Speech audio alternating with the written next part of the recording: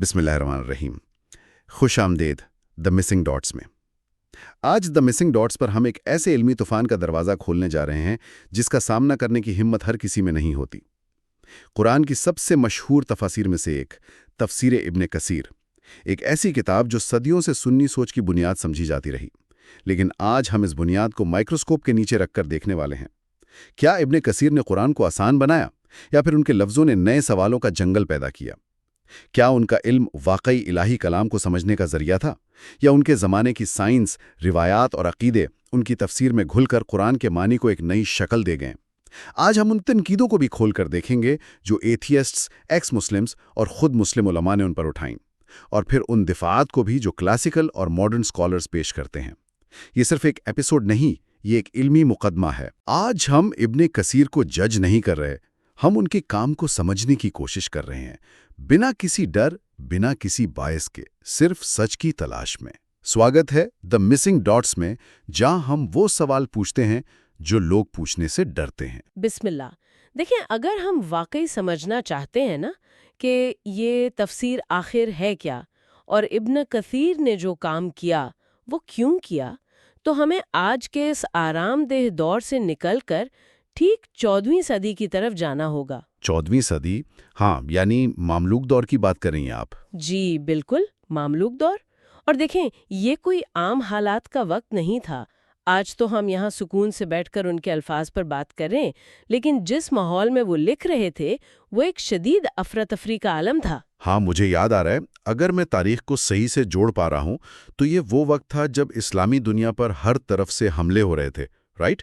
ایک طرف منگولوں نے کچھ ہی عرصہ پہلے بغداد کو تباہ کیا تھا۔ ہاں، بغداد کا فال بہت بڑا صدمہ تھا۔ اور دوسری جرق سی کروسیڈرز کی بچی کچی بقایات اور سیاسی کشمکش چل رہی تھی، یعنی جسے کہتے ہیں نا کہ زمین پاؤں کے نیچے سے نکل رہی تھی لوگوں کے۔ تو جب انسان کا باہری وجود اتنے خطرے میں ہو تو کیا اس کا اثر ان کی علمی سوچ پر بھی پڑتا ہے؟ میرا مطلب ہے، کیا علماء بھی اس پریشر کو محسوس کر رہے تھے؟ بالکل پڑتا ہے۔ سبحان اللہ، آپ نے بالکل ٹھیک نس پکڑی ہے۔ جب آپ کا سیاسی اور جسمانی وجود بکھرنا شروع ہوتا ہے نا، تو پھر انسان اپنے عقائد اور اصولوں کو مزید مضبوط کرنے کی کوشش کرتا ہے۔ اچھا، یعنی ایک قسم کا ڈیفنس میکینزم؟ جی ہاں، ڈیفنس میکینزم۔ ابن کثیر اور ان کے استاد، جو کہ مشہور عالم امام ابن تیمیہ تھے، انہوں نے اس وقت دیکھا کہ اسلامی دنیا صرف باہر سے نہیں، اندر سے بھی علمی طور پر بکھر رہی تھی۔ اندر سے کیسے؟ مسئلہ یہ تھا کہ پچھلی صدیوں میں یونانی فلسفہ، منطق اور بہت سی دوسری تہذیبوں کے اثرات تفسیر میں بہت زیادہ گھل مل گئے تھے۔ لوگ خالص وحی کو فلسفے کی نظر سے دیکھنے لگے تھے۔ تو یعنی لوگ قرآن کی آیتوں کو سمجھاتے وقت اپنی طرف سے یونانی فلسفے اور قصے کہانیوں کا سہارا لے رہے تھے۔ مجھے ہمیشہ لگتا تھا کہ پہلے کے زمانے میں علماء ہر نئی علمی چیز کو بڑی خوشی سے قبول کرتے تھے۔ کچھ کرتے تھے، بالکل کرتے تھے، لیکن ابن تیمیہ اور ابن کثیر کے نزدیک یہ وسعت نہیں تھی، بلکہ اصل پیغام کو گندا کرنے والی بات تھی۔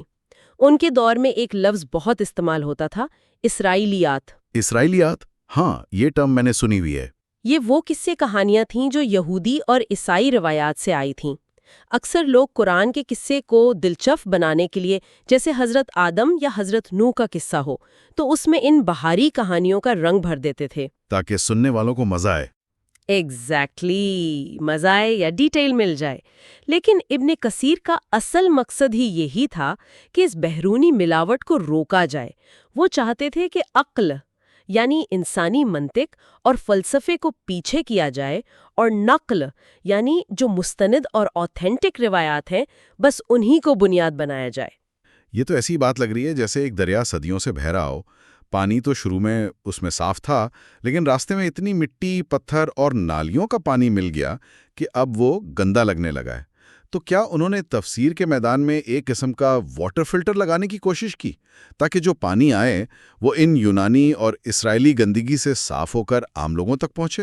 بہترین مثال دی آپ نے، ماشاءاللہ۔ جی ہاں، انہوں نے واقعی ایک علمی واٹر فلٹر ڈیزائن کیا۔ انہوں نے محسوس کیا کہ امام الطباری جیسی جو پچھلی عظیم تفاسیر تھیں، انہوں نے ہر چیز جمع تو کر لی تھی، جیسے آپ دریا کا پورا پانی ایک جگہ جمع کر لیں۔ صحیح، انہوں نے سب لکھ دیا جو انہیں ملا۔ بالکل، لیکن ان میں بہت سی ویک یعنی ضعیف روایات بھی تھیں۔ تو ابن کثیر نے سوچا کہ اس فلٹر کے مختلف لیولز ہونے چاہیے تاکہ بس صاف پانی ہی آگے جائے۔ ان کا فلٹر کا پہلا لیول یہ تھا کہ قرآن کو کسی دوسری کتاب سے نہیں بلکہ خود قرآن سے سمجھا جائے۔ یعنی آیت کی تفسیر آیت سے ہی؟ جی، جیسے اگر ایک آیت میں کوئی بات ادھوری لگتی ہے تو لازمی طور پر کسی دوسری آیت میں اس کی تفصیل ہوگی۔ یہ تو بڑی لاجیکل اپروچ ہے۔ لیکن دیکھیں، اگر انہیں قرآن کے اندر ہی کسی آیت کی وضاحت یا کسی لفظ کا مطلب نہ ملے تو پھر دوسرا لیول کیا تھا اس فلٹر کا؟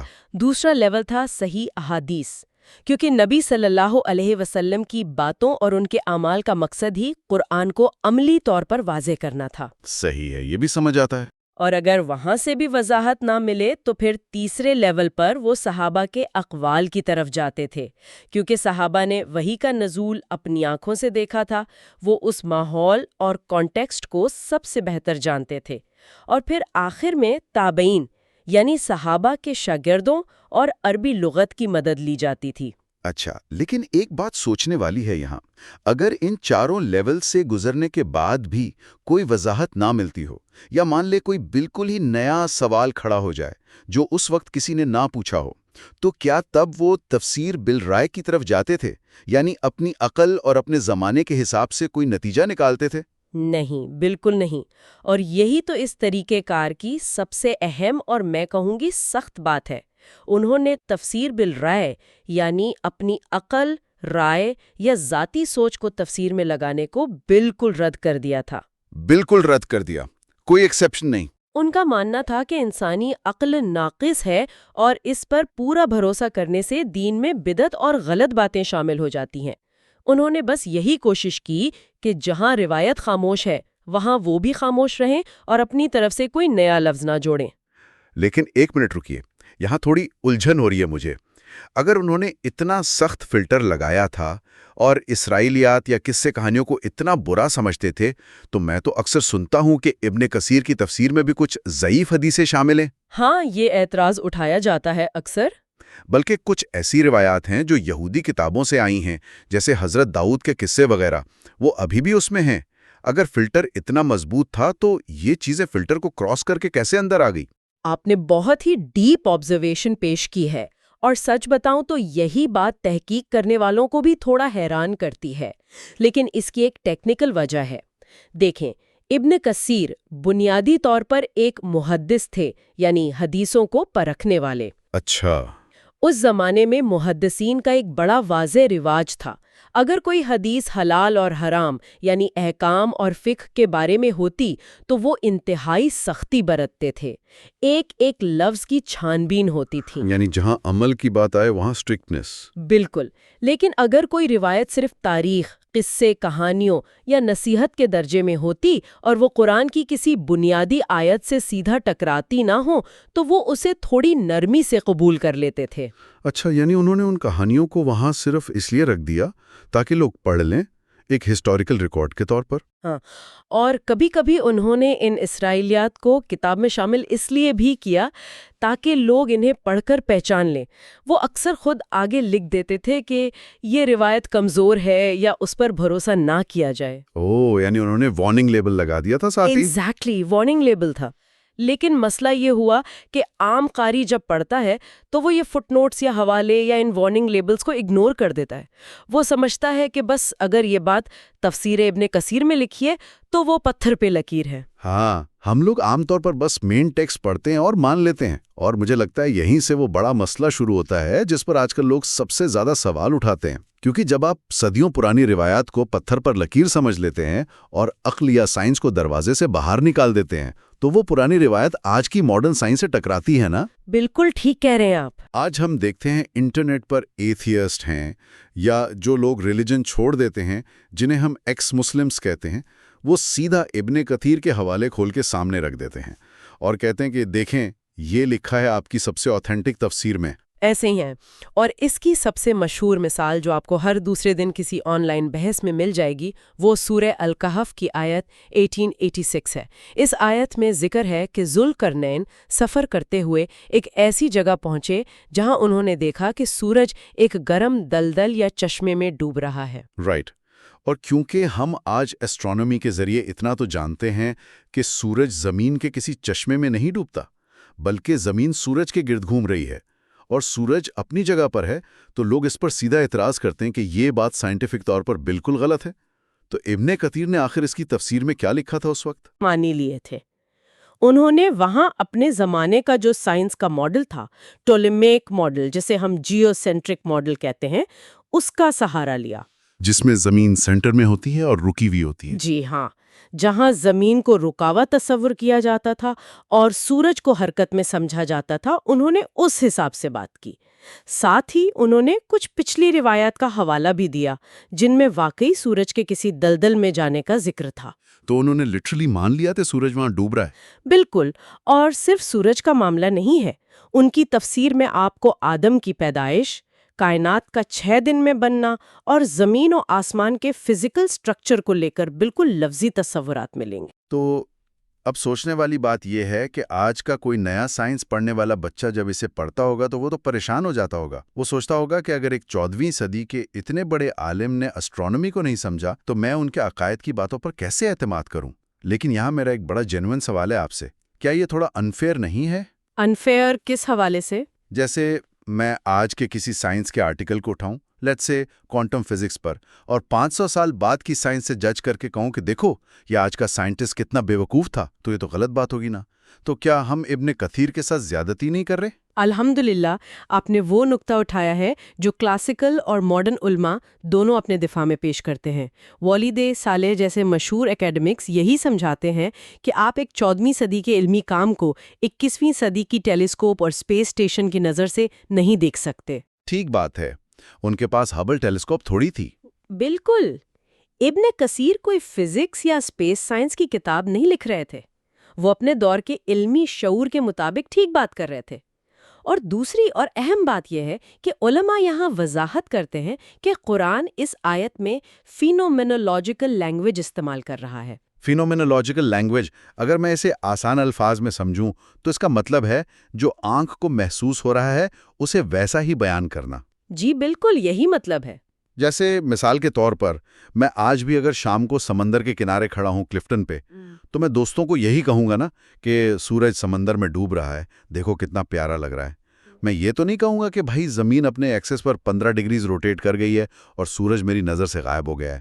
ماشاءاللہ، اس سے بہتر مثال اور کوئی نہیں ہو سکتی۔ بھاشا اور زبان ہمیشہ عام انسان کے تجربات کے اثر میں ہوتی ہے۔ ذوالقرنین کو سورج ویسے ہی ڈوبتا محسوس ہوا جیسا آپ کو سمندر پر کھڑے ہو کر نظر آتا ہے۔ تو اس میں اعتراض کہاں سے آ گیا پھر؟ مسئلہ تب بنتا ہے جب ابن کثیر نے اس منظر کشی کو اپناتے ہوئے اس میں اپنے دور کے فلسفے اور ان روایات کو شامل کر کے اسے ایک واقعاتی حقیقت کا روپ دے دیا، یعنی فزیکل ریالٹی بنا دیا۔ اچھا، تو یہاں پر غلطی کس کی ہوئی؟ کیا ابن کثیر کی غلطی تھی کہ انہوں نے اسے لفظی طور پر لیا، یا آج کے لوگوں کی غلطی ہے جو ان کی 14ویں صدی کی تفسیر کو ایک ماڈرن ایسٹرو فزکس کی کتاب سمجھ کر اس میں سے غلطیاں نکالتے ہیں؟ دیکھیں، اس میں اکیڈمیا یہی مانتا ہے کہ ابن کثیر کی کوئی غلطی نہیں تھی۔ انہوں نے اپنے اصول اور اپنے وقت کے مطابق بالکل ٹھیک کام کیا۔ اصل مسئلہ ہمارا ہے، یعنی آج کے پڑھنے والوں کا۔ ہم کیا غلط کر رہے ہیں؟ جب آج کے لوگ یہ سمجھ لیتے ہیں کہ ابن کثیر کی تفسیر ایک آخری قطعی اور ہمیشہ کے لیے مکمل سائنٹیفک حقیقت ہے، تو وہاں سے ذہنی الجھن شروع ہوتی ہے۔ اگر آپ 14ویں صدی کی سمجھ کو زبردستی آج کے دور کی سائنس پر لاگو کریں گے تو ٹکراؤ تو پیدا ہوگا ہی۔ صحیح، وہ square peg in a round hole والی بات ہو گئی۔ بالکل، ایتھیسٹ بھی یہی ٹیکنیک استعمال کرتے ہیں نا۔ وہ پرانی تفسیروں کو پکڑتے ہیں اور دکھاتے ہیں کہ دیکھو اسلام سائنس سے ٹکراتا ہے، جبکہ حقیقت یہ ہے کہ وہ تفسیر خود اسلام نہیں ہے، وہ بس اسلام کو سمجھنے کی ایک انسانی کوشش ہے اس زمانے کے مطابق۔ یہ بات واقعی ذہن کھولنے والی ہے، میں نے اس اینگل سے پہلے سوچا نہیں تھا۔ لیکن اس سب کے باوجود آج اگر آپ دنیا کے کسی بھی حصے میں چلے جائیں، چاہے وہ کراچی کی کوئی بھی چھوٹی مسجد ہو یا لندن کی کسی بڑی اسلامک لائبریری کا شیلف ہو، آپ کو وہاں تفسیر ابن کثیر ہی سب سے زیادہ پرومیننٹ نظر آئے گی۔ جی، سب سے آگے یہی ہوتی ہے۔ اگر اس کتاب میں یہ محدودگی ہے کہ یہ صرف روایات پر بیسڈ ہے اور سائنس یا عقل کے میدان میں تھوڑی پیچھے رہ جاتی ہے ماڈرن سٹینڈرڈ سے، تو اس نے باقی تمام کتابوں کو پیچھے کیسے چھوڑ دیا؟ یہ مقبولیت آخر کیسے آئی؟ یہ ایک بہت عظیم تاریخی موضوع ہے۔ اس کتاب کی اس قدر مقبولیت کے پیچھے 20ویں صدی کا بہت بڑا ہاتھ ہے، اور اس میں دو چیزیں بنیادی ہیں، ایک تو پرنٹنگ پریس کا فروغ اور دوسرا سلفی سوچ یا وہابی تحریک کا اٹھنا۔ یعنی ٹیکنالوجی اور تھیولوجی کا ایک کمبینیشن بن گیا۔ ٹھیک سمجھے آپ۔ جب سعودی عربیہ میں نئے پرنٹنگ پریسز لگائے اور انہوں نے اسلامی لٹریچر کو پوری دنیا میں مفت یا انتہائی سستے داموں پھیلانے کا فیصلہ کیا، تو انہیں ایک ایسی کتاب کی ضرورت تھی جو ان کے عقائد کے مطابق ہو۔ انہوں نے ابن کثیر کا انتخاب کیوں کیا؟ باقی بھی تو کلاسیکل تفاسیر تھیں، جیسے امام قرطبی کی کتابیں تھیں یا امام الرازی کی تفسیر تھی۔ انہوں نے ابن کثیر کو اس لیے چنا کیونکہ یہ تفسیر اس سٹرکٹنس کو فالو کرتی ہے جو سلفی سوچ کو پسند ہے۔ یہ کتاب اس دور کے فلسفے، یونانی منطق اور کلام کی پیچیدگی سے بالکل پاک تھی۔ اچھا، انہیں فلٹر والا پانی چاہیے تھا۔ جی، سلفی علماء کا ماننا ہی یہی ہے کہ دین کو ٹھیک ویسے ہی سمجھنا چاہیے جیسے ابتدائی مسلمانوں یعنی سلف نے سمجھا۔ اس معاملے میں ابن کثیر کی اپروچ ان کے خیالات پر بالکل پوری اترتی تھی، کیونکہ وہ عقل کو انوالو نہیں کرتے تھے۔ صحیح۔ لیکن اس ماس پرنٹنگ اور مقبولیت نے ایک بڑا مسئلہ بھی پیدا کیا۔ سنی اسلام میں مختلف مکاتب فکر ہے نا، جیسے دنیا بھر میں اشعری اور ماتوریدی علماء کی بہت بڑی تعداد ہے۔ ہاں، جس میں عام طور پر ہمارے ہاں کے دیوبندی، بریلوی اور دیگر عالم شامل ہوتے ہیں۔ بالکل۔ اب یہ علماء ابن کثیر کی حدیث کی تحقیق کی تو بہت تعریف کرتے ہیں، انہیں محدث مانتے ہیں، لیکن ان کا ابن کثیر کی اپروچ سے ایک بڑا عقیدے کا اختلاف بھی ہے۔ عقیدے کا اختلاف، یہ ذرا انٹرسٹنگ لگ رہا ہے۔ آپ نے کہا تھے تو دونوں سنی ہی ہیں، تو یہ اختلاف کس بات پر آتا ہے؟ یہ اختلاف بنیادی طور پر اللہ کی صفات کو سمجھنے میں آتا ہے۔ جیسے قرآن میں جگہ جگہ ذکر آتا ہے اللہ کے ہاتھ کا، جسے عربی میں ید اللہ کہتے ہیں، یا چہرے کا، یا پھر اللہ کا عرش پر مستوی ہونے کا ذکر آتا ہے۔ ہاں، آیتیں ہیں اس پر۔ اب جو اشعری اور ماتوریدی علماء ہیں، ان کا کہنا ہے کہ انسان عقل رکھتا ہے، اور اللہ نے خود فرمایا ہے کہ اس جیسی کوئی چیز نہیں، لیس کمثلہ شیء۔ تو اگر ہم اللہ کے ہاتھ کا لفظی ترجمہ منطق سے نہ کریں تو لوگ اللہ کی ایسی تصویر بنا لیں گے جیسی انسانوں کی ہوتی ہے، یعنی جسمانی تصور آ جائے گا۔ صحیح، لوگ فزیکل فارم امیجن کرنے لگیں گے۔ اس لیے وہ اس کا میٹافورک یعنی مجازی ترجمہ کرتے ہیں۔ وہ کہتے ہیں کہ ہاتھ سے مراد اللہ کی قدرت یا طاقت ہے، اصلی ہاتھ نہیں۔ اچھا، یعنی وہ اس کو میٹافر سمجھتے ہیں تاکہ عقیدہ پاک رہے۔ لیکن ابن کثیر اور ان کا فالو کرنے والا جو اتھری عقیدہ ہے، وہ اس بارے میں کیا کہتا ہے؟ ان کا فلٹر یہاں کیا کرتا ہے؟ ابن کثیر اس معاملے میں بالکل لفظی مطلب لیتے تھے۔ ان کی اپروچ یہ تھی کہ ہم عقل اور فلسفے کو بیچ میں لا کر اس کا مجازی مطلب کیوں نکالیں؟ جو الفاظ قرآن نے استعمال کیے ہیں ہم انہیں ویسے ہی قبول کریں گے۔ ہم مانیں گے کہ اللہ کا ہاتھ ہے، لیکن ہم یہ نہیں پوچھیں گے کہ کیسے ہے۔ کیسے نہیں پوچھیں گے؟ یعنی بلا کیف۔ جی، بلا کیفے یعنی بغیر ہاؤ پوچھیں۔ وہ کہتے تھے کہ ہاتھ ہے، پر وہ کیسا دکھتا ہے ہم نہیں جانتے، اور ہمیں اس میں پڑھنا بھی نہیں چاہیے۔ اس اسٹرکٹ اپروچ کی وجہ سے ان عقائد کے درمیان تھوڑا تناؤ یعنی ٹینشن ضرور پیدا ہوتا ہے آج کل۔ اس فقہی اور کلامی بحث نے واقعی علماء کو تقسیم کیا ہے۔ سمجھ گیا۔ تفسیر پڑھتے ہوئے عام بندے کو یہ بیک گراؤنڈ پتہ ہی نہیں ہوتا، تو اس میس پرنٹنگ اور ایک خاص اینگل کی اتنی مقبولیت کا نقصان کیا ہوا آخر میں؟ مجھے لگتا ہے اس سے دوسری کتابیں شیڈو میں چلی گئیں۔ بالکل صحیح فرمایا آپ نے۔ جب ایک ہی دھوپ کا چشمہ پہنا دیا جائے لوگوں کو تو باقی رنگ نظر آنا بند ہو جاتے ہیں نا۔ امام الرازی کی تفسیر الکبیر، جو کہ عقل، سائنس اور فلسفے کی ایسی عظیم بحثوں کا خزانہ ہے جو انسان کی سوچ کو جھنجھوڑ دیتی ہے، اس کا عام لوگوں کو پتہ ہی نہیں۔ ہاں، میں نے الرازی کا بس نام ہی سنا ہے۔ یا امام القرطبی کی تفسیر لے لیں، جو سوسائٹی اور احکام اور فقہ کی ڈیپ ڈیٹیل میں جاتی ہے، وہ عام پڑھنے والوں کی پہنچ سے بالکل پیچھے رہ گئیں۔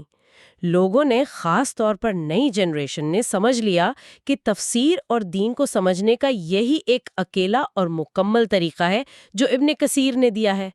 جو علمی وسعت اور ڈائیورسٹی اسلامی صدیوں کی طاقت تھی، وہ کہیں نہ کہیں ٹھہر سی گئی ہے اس وجہ سے۔ یہ سچ میں فکر کی بات ہے، کیونکہ دیکھیں جب آپ پوری علمی تاریخ اور صدیوں کے اس ڈائیورس بیک گراؤنڈ کو ایک سنگل نیریٹو یا ایک ہی عالم کی کتاب میں قید کر دیتے ہیں نا، تو پھر سوال کرنے کی اور مختلف زاویے سے چیزوں کو دیکھنے کی آزادی ختم ہو جاتی ہے۔ یہ ایسی بات ہے کہ ایک بہت بڑے شہر کی تاریخ ہم صرف ایک ہی شخص کے نظریے سے لکھ لیں اور باقی سب لوگوں کی ڈائریاں جلا دیں۔ جی بالکل ایسی ہی بات ہے۔ ابن کثیر یقیناً ایک بے مثال شخصیت ہیں، اور ان کا وہ فلٹر والی میتھڈالوجی اپنے وقت کے لحاظ سے شاندار تھی۔ لیکن آج کے زمانے کے سوالوں کے جواب شاید ہمیں آج کی عقل کو بھی انوالو کر کے ڈھونڈنے ہوں گے۔ آپ ٹھیک کہہ رہے ہیں، اور یہاں پر آ کر میں ایک ایسے سوال پر پہنچتی ہوں جو میرے اور آپ کے دونوں کے ذہنوں کو بیدار کر دے گا۔ ہم ہمیشہ صدیوں پرانے علماء کی عظمت کے گیت گاتے ہیں، اور اس میں کوئی شک نہیں کہ وہ عظیم تھے، لیکن اگر ہم کسی ایک عظیم عالم کی تحقیق کو آخری اور حتمی روپ دے کر اسے سیل کر دیں تو کیا ہم نئے اور آزاد سوچنے والے علماء پیدا کرنا بند نہیں کر دیں گے؟ بہت اہم سوال ہے یہ۔ ہم انٹلیکچول گروتھ روک رہے ہیں۔ ایگزیکٹلی ابن کثیر نے اپنے دور کے ذہنی اور سیاسی حالات کے حساب سے وسعت کی اور تحقیق کی، لیکن کیا ہماری آج کی ذمہ داری یہ نہیں کہ ہم صرف ان کی کتاب پر تکیہ کر کے ٹھہرنے کے بجائے آج کے زمانے کے نئے پیچیدہ سوالوں کے لیے اپنی تحقیق خود کریں، جیسے اے آئی ہے، ماڈرن ایسٹرو فزکس ہے یا بائیو ایتھکس کے مسائل ہیں؟ ہمیں اپنے ذہن اور تحقیق کو خود استعمال کرنا چاہیے، بجائے اس کے کہ ہم صرف ان کی تحقیق کے غلام بن کر تاریخ میں جیتے رہیں۔ ہمیں نئی تفسیر کی ضرورت ہے جو آج کے لوگوں سے بات کریں۔ اللہ ہمیں توفیق دے۔ چلو چلتے ہیں۔ اس چینل دا مسنگ ڈاٹس کو فالو کرنا نہ بھولیے۔ شکریہ۔